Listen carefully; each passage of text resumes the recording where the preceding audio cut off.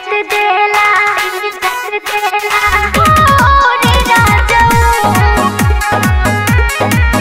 ओहा जो रे राजा।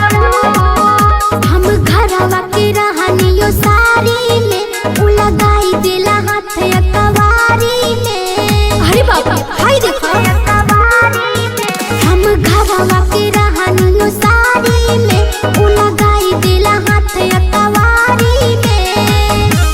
आदत से भइला तू लाचार राजाऊ तू त फागुने में हो गइला बनार राजाऊ।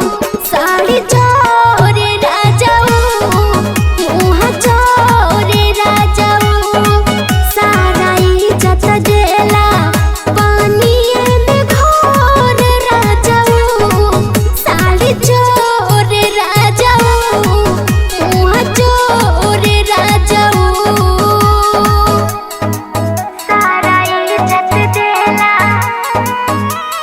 देव रिकॉर्डिंग स्टूडियो ज्ञानपुर।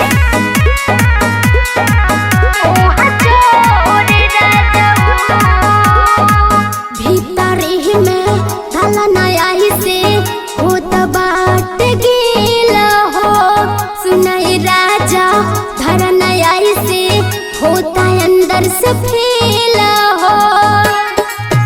हम नया नया किने नि सामान राजा जी काहे देला नाहे ऊपर ध्यान राजा जी। धरला कमरिया पूरे पूरे राजाऊ काहे बुझे ताला हमके काम चोर राजाऊ। साड़ी चोर राजाऊ मुँह चोर राजाऊ सारा इज्जत देला पानिए में घोर राजाऊ। साड़ी चोर राजाऊ मुँह चोर राजाऊ सारा इज्जत देला पानिए में घोर राजाऊ मुँह चोर राजाऊ। सबके मोहरत होलिया में दिला में हर के सुख हो। तू न देला हमके राजा बाट बड़ा दुख हो। अब बतिया के माने नाहे करी बरी यारी सुनी राजा जी ऐसे नाहे बबरी जारी।